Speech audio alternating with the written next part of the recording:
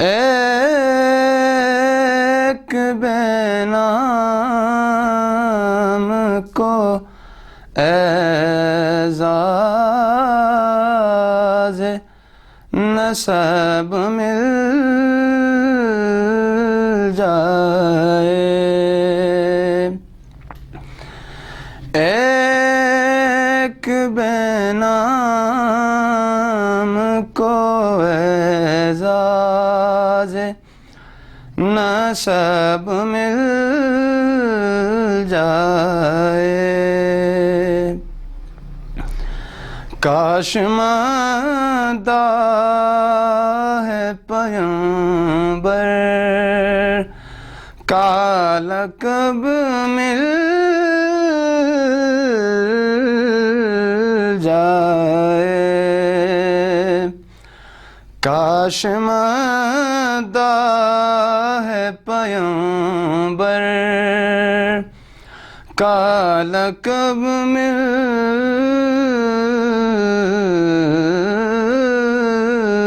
جائے، ایک بے نام کو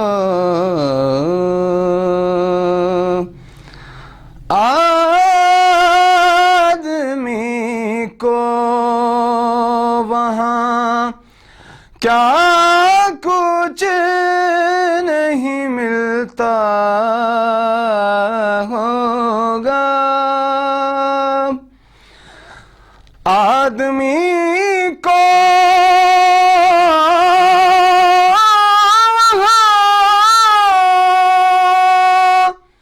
کیا کچھ نہیں ملتا ہوگا،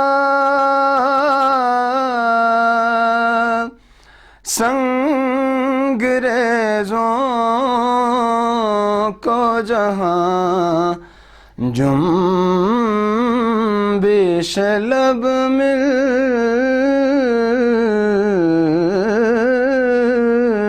جائے، سنگریزوں کو جہاں جنبش لب مل جائے، اور کی زبان سے میں تیری ایک جھلک بھی مانگوں، کی زبان سے میں تیری ایک جھلک بھی مانگوں، طلب حسن تو ہے،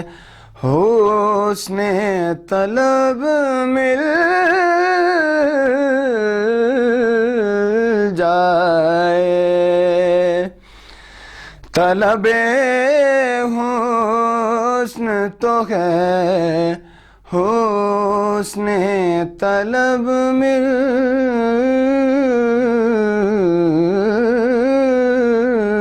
جائے، ایک بے نام کو اور دین قسطوں میں مظفر کو محبت اپنی دینا قسطوں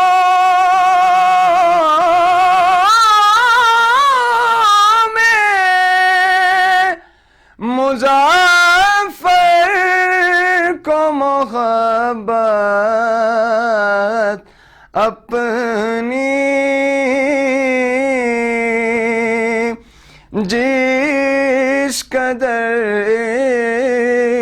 عشق مقدر میں ہے سب مل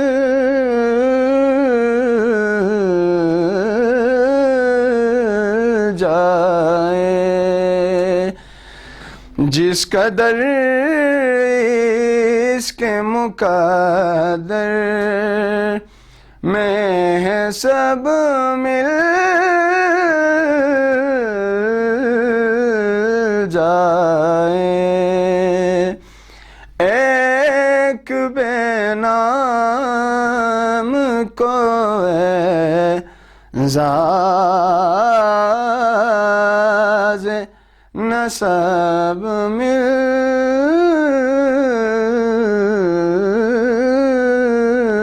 جائے،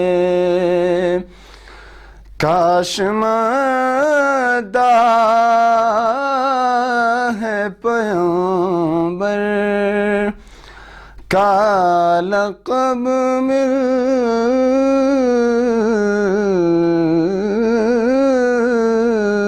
جائے۔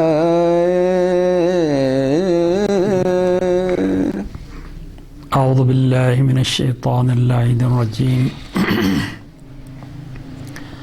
بسم اللہ الرحمن الرحیم، رب اشرح لی صدری ویسر لی امری واحلل عقدۃ من لسانی یفقهوا قولی، اللہم انطقنی بالہدی والہمنی التقوی ووفقنی الی ما تحب ربنا وترضی۔ الحمد لله رب العالمين، الحمد لله الذي هدانا لهذا وما كنا لنهتدي لولا أن هدانا الله، والصلاة والسلام على أشرف الأنبياء والمرسلين حبيب إله العالمين أبي القاسم المصطفى محمد وعلى أولاده الطيبين الطاهرين المعصومين المظلومين الذين أذهب الله عنهم الرجس وطهرهم تطهيرا، اللهم صل على محمد وآل محمد، ولعنة الله على أعدائهم من الآن إلى قيام يوم الدين۔ بسم الله الرحمن الرحيم، شهر رمضان الذي أنزل فيه القرآن هدى للناس وبينات من الهدى والفرقان، فمن شهد منكم الشهر فليصمه، ومن كان مريضا أو على سفر فعدة من أيام أخر، يريد الله بكم اليسر ولا يريد بكم العسر، ولتكملوا العدة ولتكبروا الله على ما هداكم وَلَعَلَّكُمْ تَشْكُرُونَ۔ خداوند تبارک و تعالیٰ نے انسان کو کسی غرض و غایت کے تحت خلق فرمایا ہے۔ اس طریقے سے دنیا کا ہر صاحب حکمت، صاحب فہم و فراست کوئی بھی کام انجام دیتا ہے تو اس کام کے پیچھے کوئی مقصد پنہا ہوتا ہے، اور دنیا میں جتنی بھی مصنوعات بنائی گئی ہیں، ان مصنوعات کے بنانے والوں نے بھی کچھ اہداف اور مقاصد کے تحت بنائے ہیں۔ اگر انسان دنیا میں ملاحظہ فرمائیں، انسانی ہاتھوں سے بنائی ہوئی چیزوں میں سے کوئی بھی چیز اٹھا کے دیکھ لیں تو اس بنانے والے نے کسی غرض و غایت کے تحت بنایا ہے۔ فضول اور بے فائدہ کوئی چیز دنیا میں موجود نہیں ہے۔ جب دنیا کے مصنوعات بنانے والے کسی مصنوع کو بغیر کسی مقصد کے نہیں بنا لیتا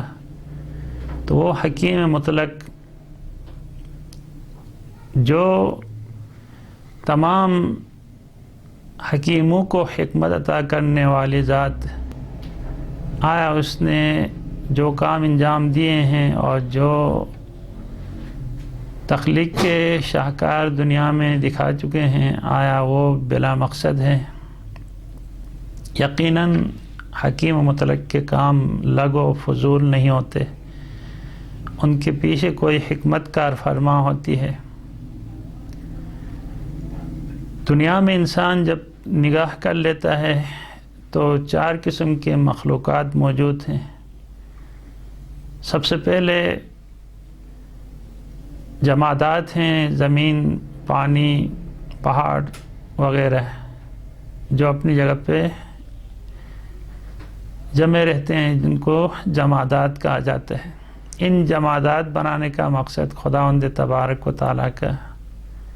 کوئی خاص مقصد ہے، جو چاہتا ہے کہ اس جمادات کے اوپر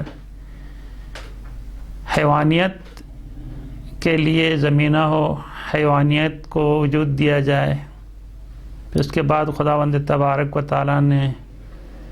نباتات کی تخلیق کی، یہ گھاس پھوس، یہ درخت، یہ جڑی بوٹیاں، یہ سبزیجات، یہ سب کے سب خداوند تبارک و تعالیٰ نے اس لیے ان کی تخلیق کی ہے کہ یہ حیوانات کے لیے غذا بن سکے۔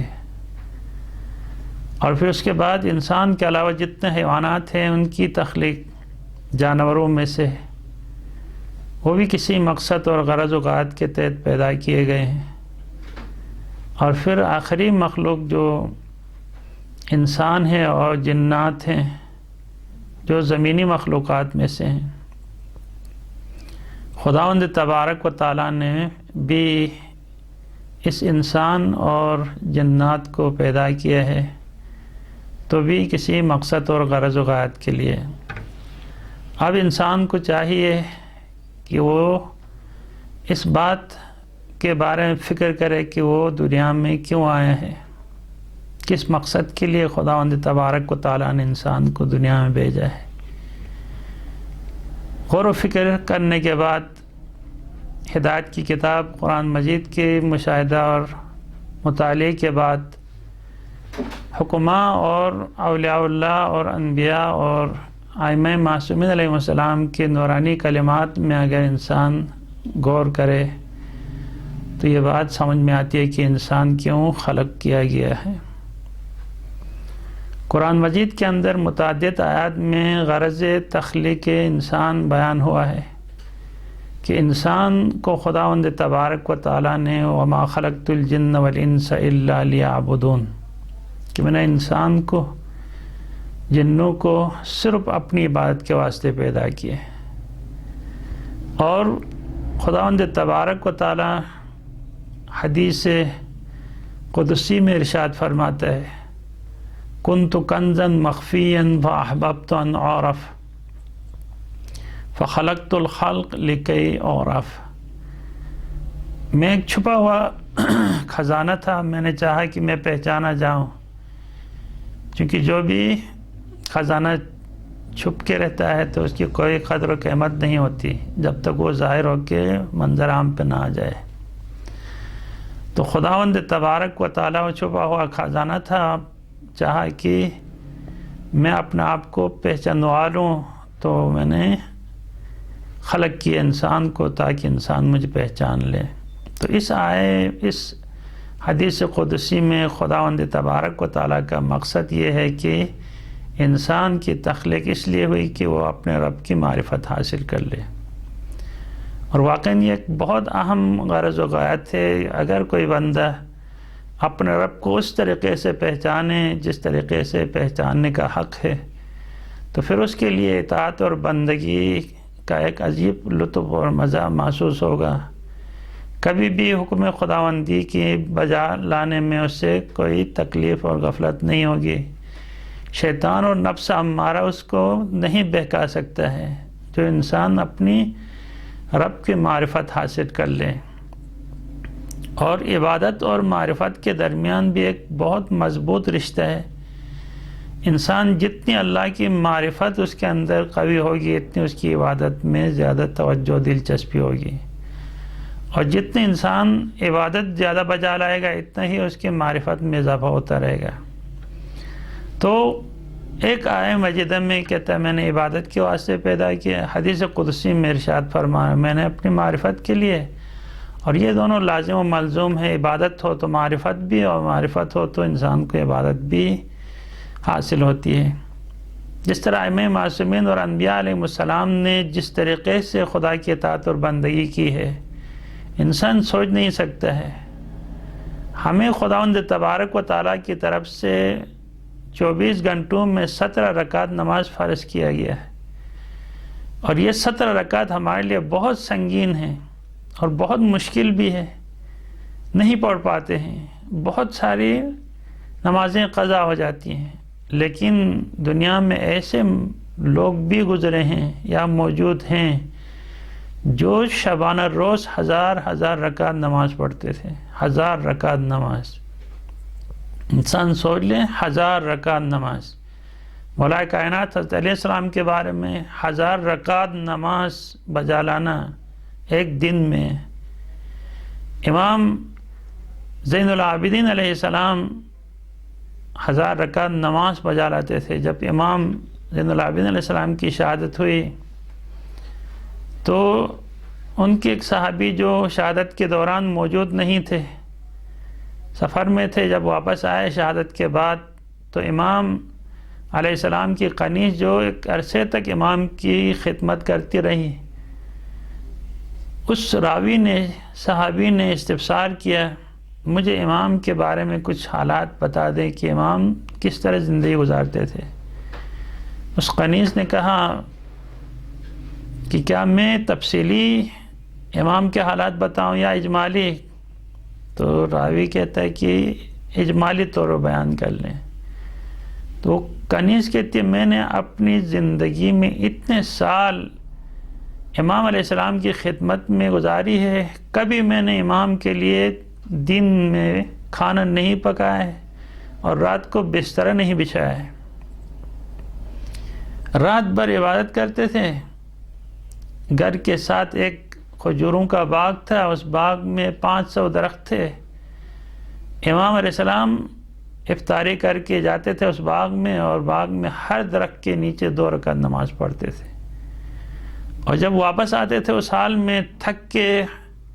نڈھال ہو کے واپس گھر پہنچ جاتے تھے، اور دن بھر روزے سے۔ اب یہ واقعاً انسان سوچ سکتا ہے کہ 1000 رکعت نماز ایک انسان ایک رات پڑھ لے، تصور نہیں کر سکتا ہے، لیکن ایسے بامعرفت افراد کے لیے 1000 رکعت نماز بھی کچھ نہیں ہے۔ جب امام محمد باقر علیہ السلام نے کہا بابا آپ کتنی عبادت کرتے رہیں گے، تو امام علیہ السلام نے کہا میری عبادت کے بارے میں آپ اس طرح کہتے ہیں، اگر آپ مولا کائنات کی امیر المومنین کی عبادت دیکھتے ہیں تو کیا کہتے ہیں؟ وہ کتاب لے کے آئے ہیں جس کتاب کے اندر مولا کائنات کی عبادت کے بارے میں لکھا ہوا ہے۔ جب امام محمد باقر علیہ السلام نے وہ کتاب لے کے آیا تو وہ کھول کے جب پڑھ لیا تو امام سید سجاد علیہ السلام کہتے ہیں کون اس حد تک عبادت کی بلندی تک پہنچ سکتا ہے؟ یہ ان کی معرفت تھی، پیغمبر پاک کی معرفت، امام علی علیہ السلام کی معرفت، امام حسین علیہ السلام اور دیگر ائمہ معصومین علیہ السلام کی عبادت۔ اور اس وقت بھی موجودہ دور میں ایسے صاحبان معرفت ہیں، ایک درزی جس کو رجب علی خیاط کہا جاتا ہے، چند سال ہوئے دنیا سے مرحوم ہوئے ہیں، وہ پیشے کے لحاظ سے درزی تھے، اور کہتے ہیں جب میں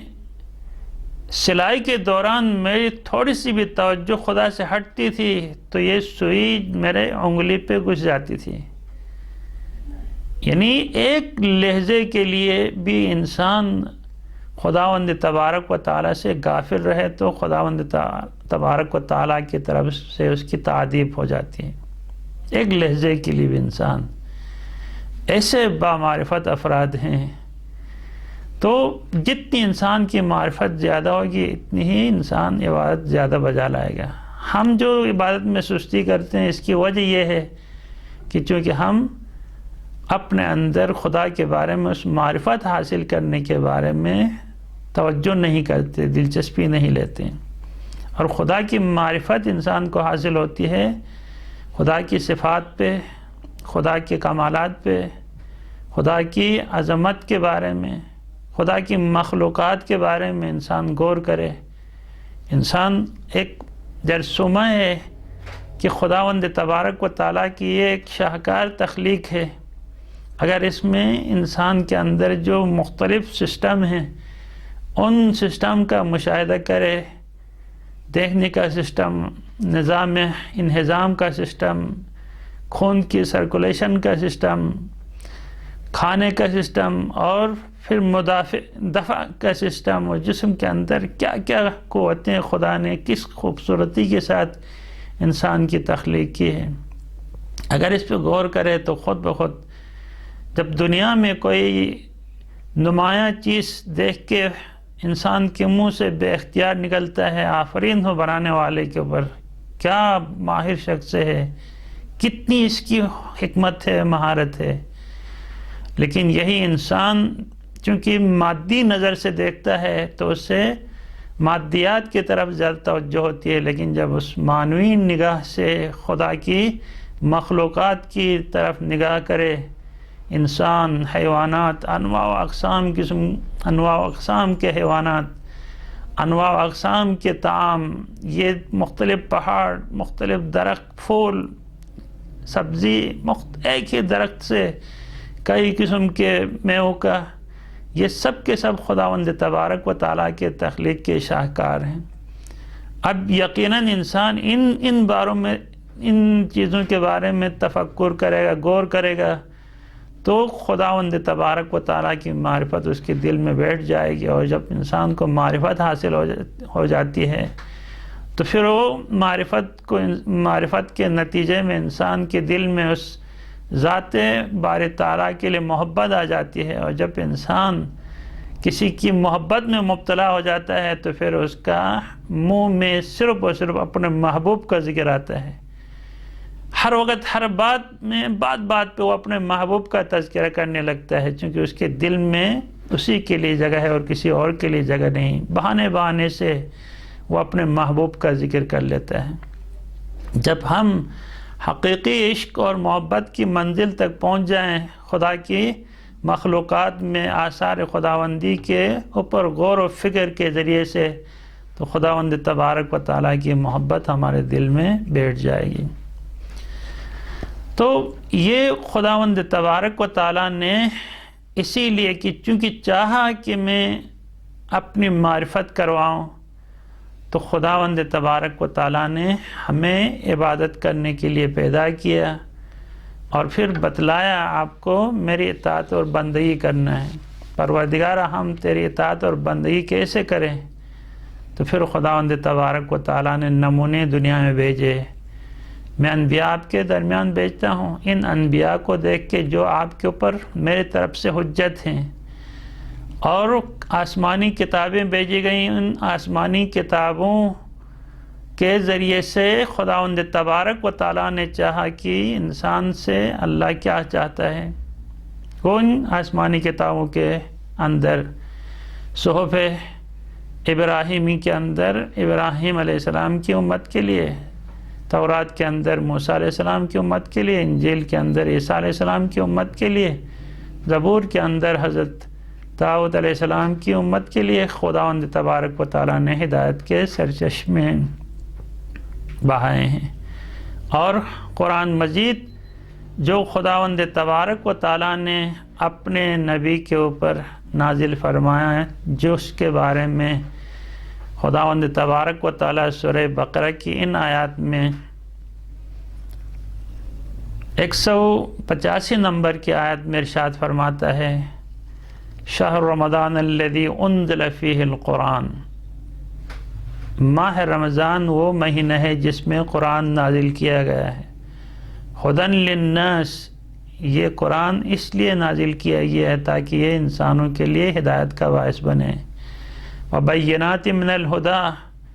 اور ہدایت کی نشانیاں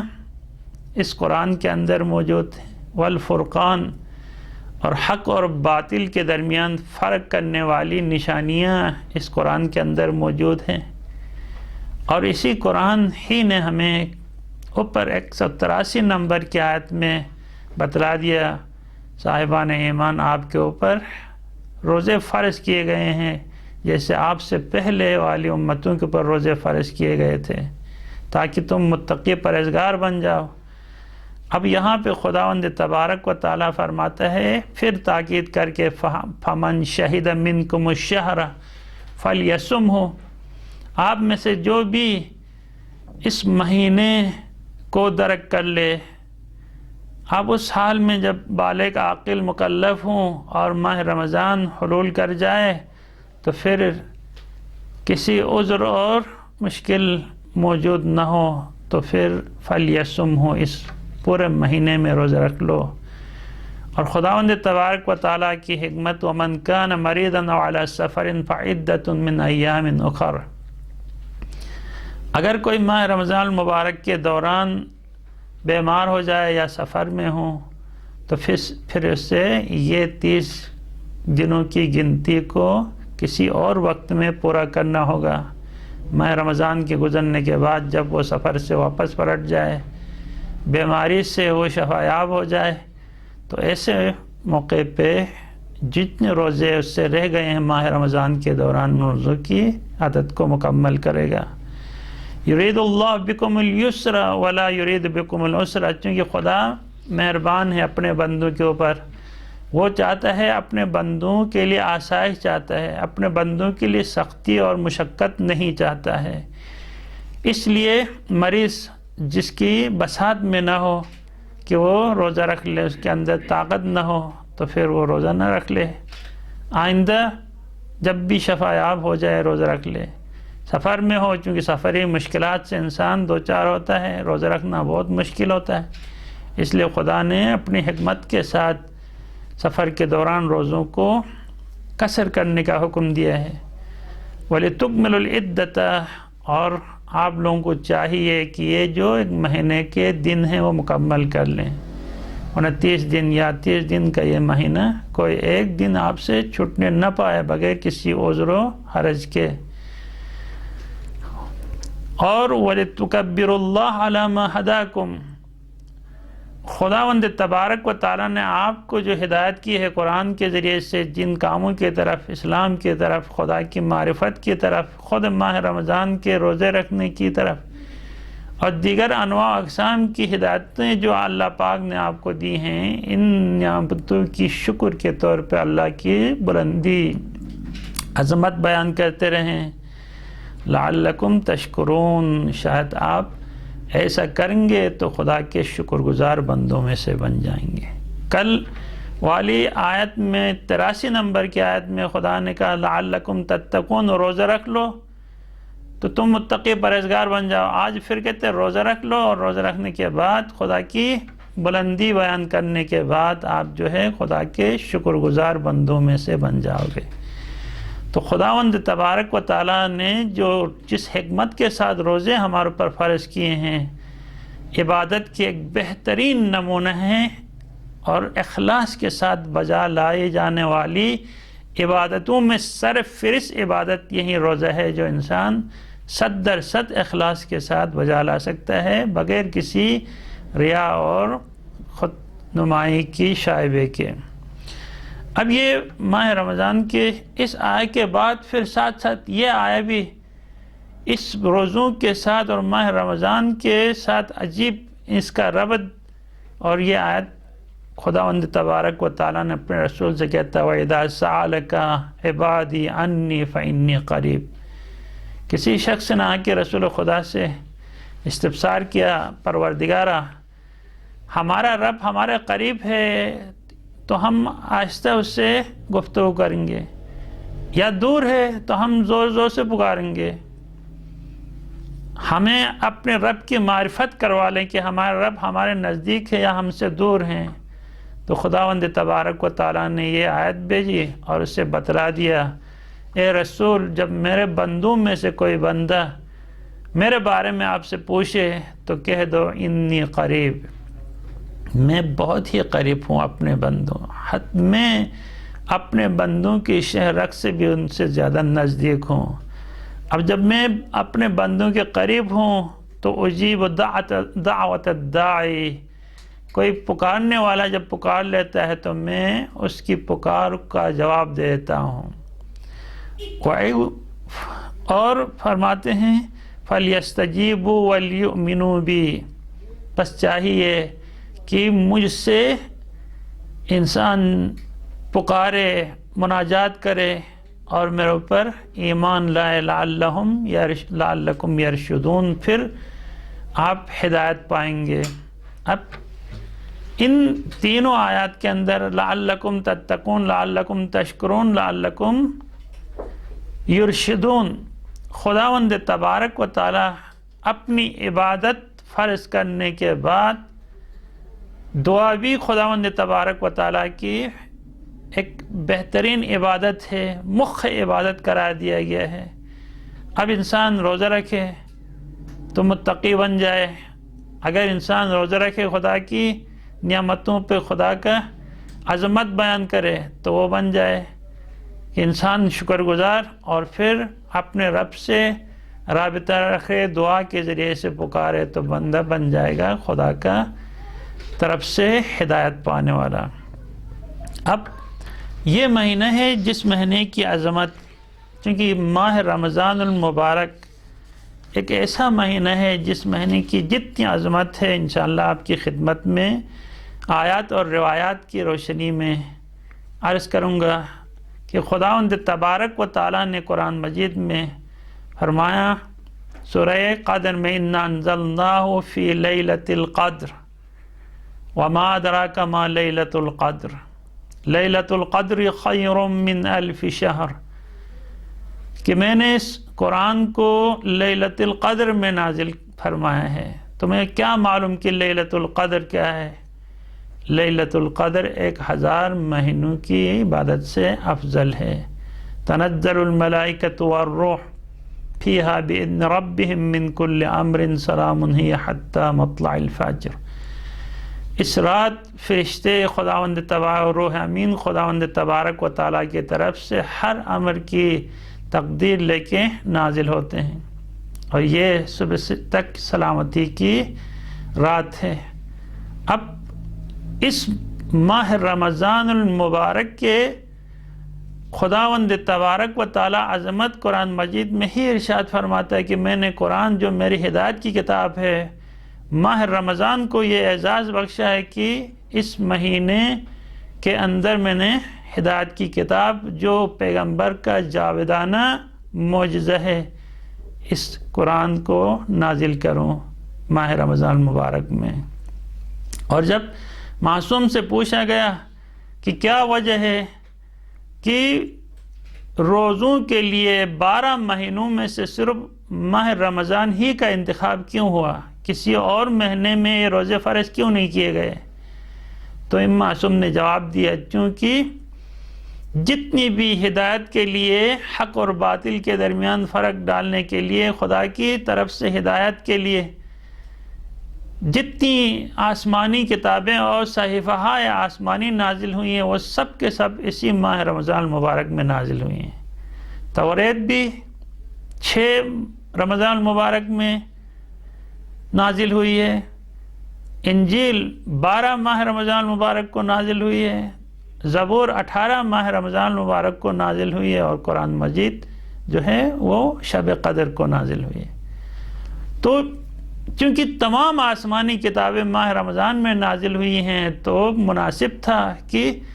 اسی مہینے کو ہی روزوں کے لیے مخصوص کیا جائے اور اس کی عظمت بیان کی جائے۔ اور ماہ رمضان کا نام رمضان کیوں رکھا گیا؟ تو حدیث میں ہے لِأَنَّهُ يُرْمَزُ الذُّنُوب، چونکہ یہ ذنوب کو مٹا دیتا ہے، یرمز الذنوب، گناہوں کو پگھلا دیتا ہے، گناہوں کو برباد کر دیتا ہے، اس لیے اس مہینے کا نام بھی رمضان رکھا گیا ہے۔ اور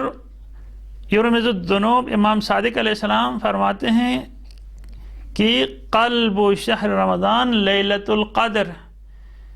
اس مہینے کا جو قلب ہے، مرکز ہے، وہ لیلۃ القدر ہے۔ اور پیغمبر گرامی اسلام فرماتے ہیں ہر رات من هذا الشہر وعزتی وجلالی، خداوند تبارک و تعالی ہر رات اپنی عزت اور جلالت کی قسم کھاتے ہوئے کہتے ہیں لقد امرت ملائکتی بفتح ابواب سماوات للداعین من عبادی و امائی۔ اپنی عزت اور جلال کی قسم کھا کے اللہ کہتا ہے کہ میں نے اپنے فرشتوں کو حکم دیا ہے کہ وہ آسمان کے دروازوں کو کھول کے رکھ دیں ان لوگوں کے لیے جو میرے بندوں اور میرے کنیزوں میں سے جو مجھ سے پکار لیتے ہیں، میرے ساتھ مناجات کر لیتے ہیں، آسمان کے دروازے ایک لمحے کے لیے بند نہ ہوں۔ اور امام حسن مجتبیٰ علیہ السلام فرماتے ہیں ان اللہ جعل شہر رمضان مزمارا لخلقہ، خداوند تبارک و تعالیٰ نے ماہ رمضان کو اپنے بندوں کے لیے میدان بنایا ہے۔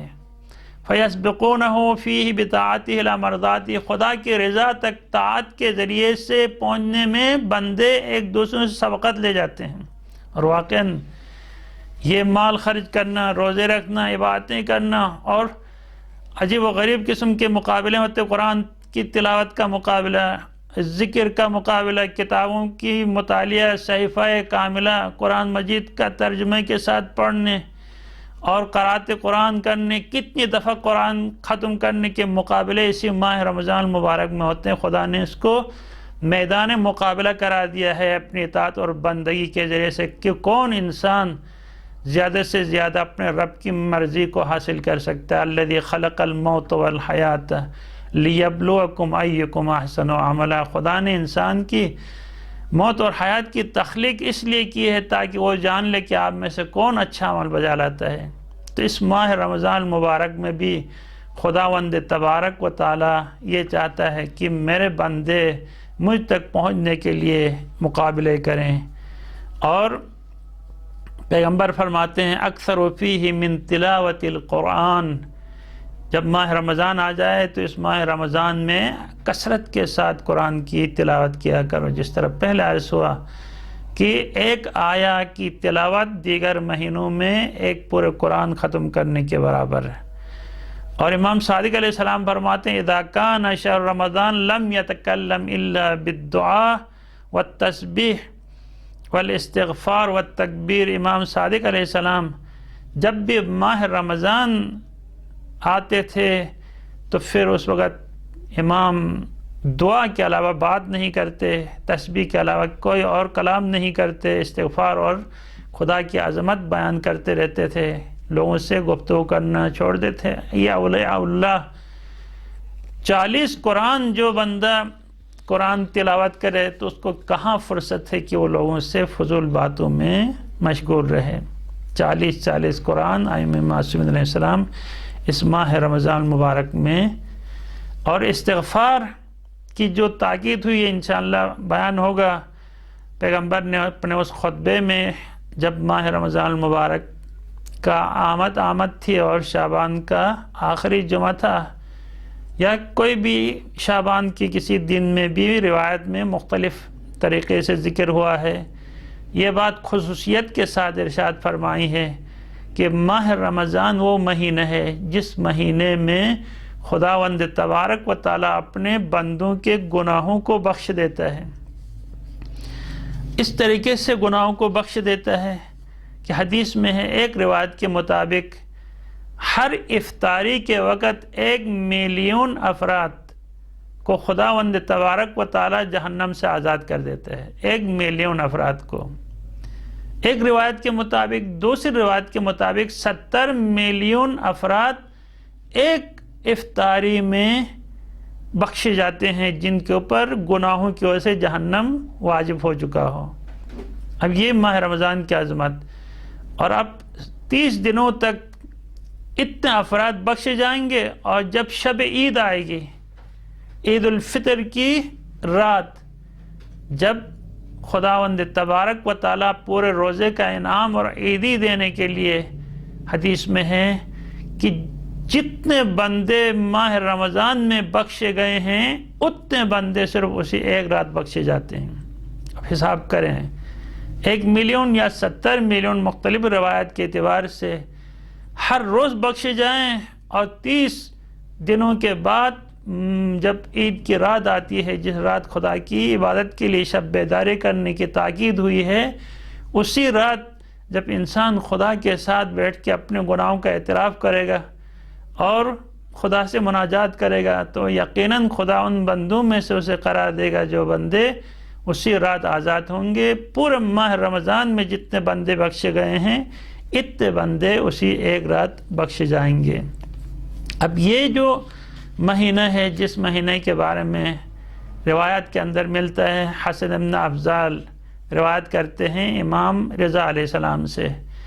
امام رضا علیہ السلام فرماتے ہیں اپنے پدر گرامی قدر حضرت موسیٰ کاظم علیہ السلام سے، وہ اپنے بابا امام جعفر صادق علیہ السلام سے، وہ اپنے بابا امام محمد باقر علیہ السلام سے، وہ اپنے والد گرامی قدر امام سید سجاد علیہ السلام سے، وہ اپنے والد گرامی قدر امام حسین علیہ السلام سے،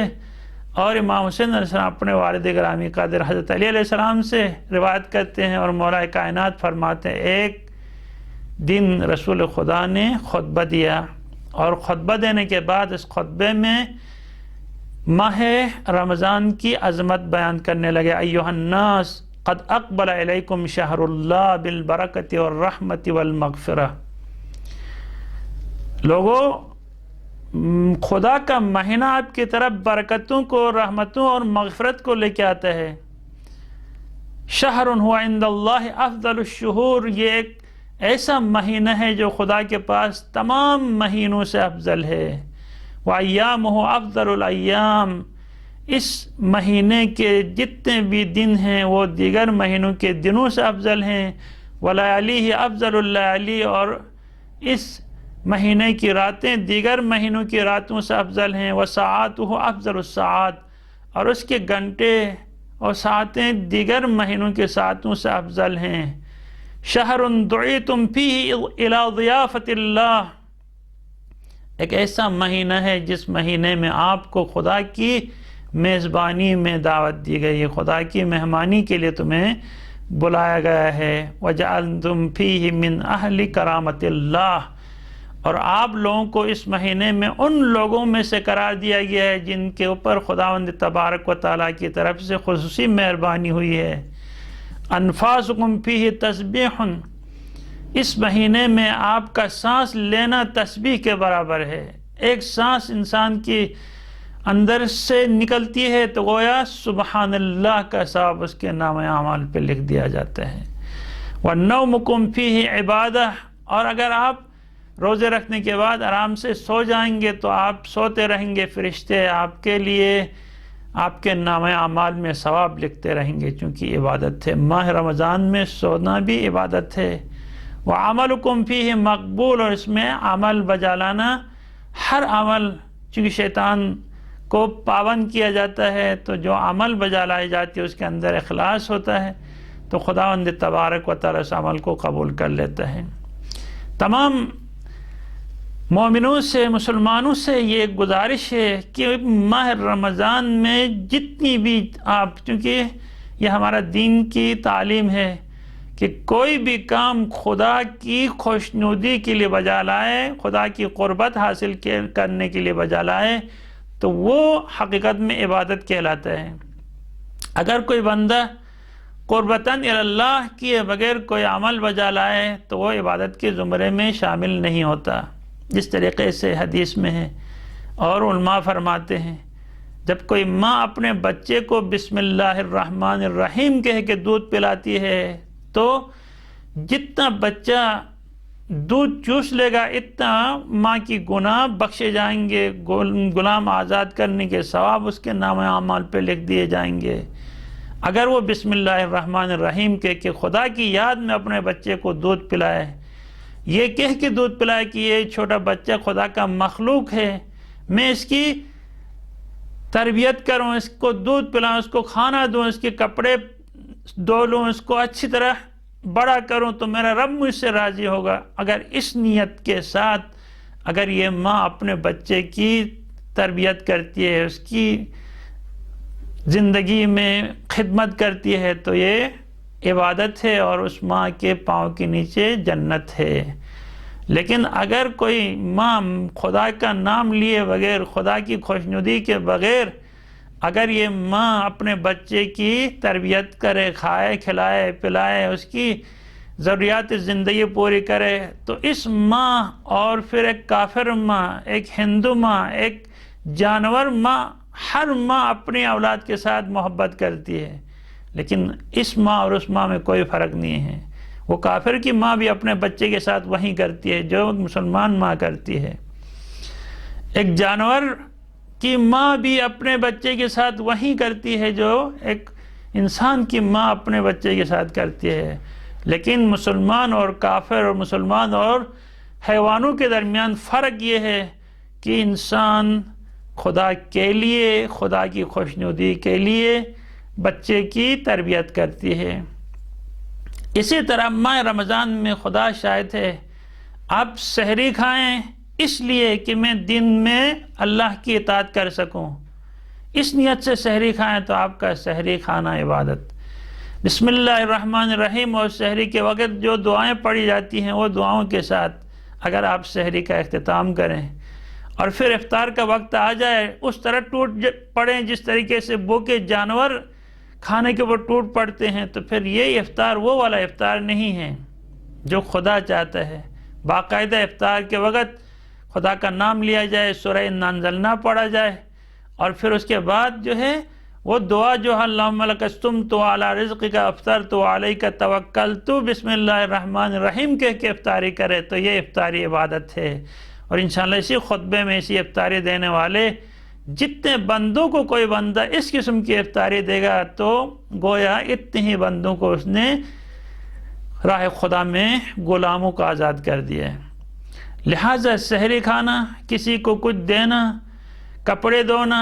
اٹھنا بیٹھنا سونا، ہر چیز سے پہلے اللہ انسان کی ذہن میں آ جائے کہ میں سو جاؤں گا تاکہ تھکاوٹ دور ہو جائے، پھر اٹھوں گا تو نئے نشاط اور جذبے کے ساتھ عبادت بجا لاؤں۔ یعنی ہر کام جو انسان دنیا میں کر لیتا ہے، اسی لیے خدا نے ہم بندوں سے یہی چاہا ہے کہ ہر وقت ہم خدا کی یاد میں رہیں، جس طرح وہ رجب علی خیاط نے کہا، ایک لمحہ کے لیے یاد خدا سے غافل ہو جاتا ہوں تو میں سوئی میرے ہاتھ میں چھپ جاتی ہے۔ تو بس انسان ماہ رمضان کو ایک انسانوں کی طرح نہیں بلکہ ایک روزہ دار مسلمان کی طرح روزے میں کھانا پینا، کسی کو عطا کرنا اور کچھ۔ عملکم فیہ مقبول و دعاؤکم فیہ مستجاب، اس میں آپ کی دعائیں درگاہ خداوندی میں مستجاب ہوتی ہیں۔ جب خدا کا یہ وعدہ ہے فَاسْأَلُوا اللَّهَ رَبَّكُمْ بِنِيَّاتٍ صَادِقَةٍ، بس اپنے رب سے نیک اور پاک دلوں کے ساتھ، سچی نیتوں کے ساتھ اپنے رب سے وَقُلُوبٍ طَاہِرَةٍ اور پاک دلوں کے ساتھ اپنے رب کو پکارو۔ کیا پکارو؟ أَن يُوَفِّقَكُمْ لِصِيَامِهِ، کہ پروردگار تمہیں اس مہینے میں روزہ رکھنے کی توفیق عطا کرے۔ یہ پکار ہے، کیونکہ بہت سارے لوگ بیمار ہونے کی وجہ سے روزے سے محروم ہوتے ہیں، بہت سارے لوگ ہیلے حربے ڈھونڈتے ہیں، کوئی بڑھاپے کا اپنے رونا روتا ہے، کوئی بیماری کا رونا روتا ہے۔ میں اکثر کہتا ہوں مومنین، آپ کو کہاں ملے گا ماہ رمضان؟ کیا گارنٹی ہے آئندہ ماہ رمضان تک ہم یہاں زندہ رہیں؟ حدیث میں ہے اس مہینے میں اگر کوئی بندہ 2 رکعت نماز مستحبی بجا لائے تو دیگر مہینوں میں 70 راتیں 2 رکعت نماز مستحبی بجانے کے برابر ہے۔ ایک رات 2 رکعت نماز پڑھ لے، 1 روپیہ اگر خمسہ زکوٰۃ کا جو فریضہ ہے اس کے اوپر فرض ہے خدا کی طرف سے، وہ بجا لائے، دیگر مہینوں میں 70 روپے دینے کے برابر۔ 1000 روپیہ اس مہینے میں کوئی خمسہ زکوٰۃ ادا کرے تو دیگر مہینوں میں 70 دفعہ یہی 1000 روپے صدقہ دینا اور خمسہ دینے کے برابر خدا اجر و ثواب عطا فرماتا ہے۔ اسی مہینے میں اگر کوئی بندہ 2 رکعتی فرض نماز، 3 رکعتی فرض نماز، 4 رکعتی فرض نماز بجا لائے تو دیگر مہینوں میں ایسی ہی 70 دفعہ نمازیں پڑھنے کے اجر و ثواب بجا لاتے ہیں۔ اسی مہینے میں نوجوان لڑو اور دیگر کھیل کود اور گپ شپ میں وقت گزارنے کی بجائے اس کے اوپر جو قضا نمازیں فرض ہوئی ہیں، جو قضا نمازیں ان کی اس کے اوپر بجا لانا اس کے اوپر فرض ہے، جس طرح قضا اقض مافات کا مافات حدیث گرامی قدر، جب تم سے کوئی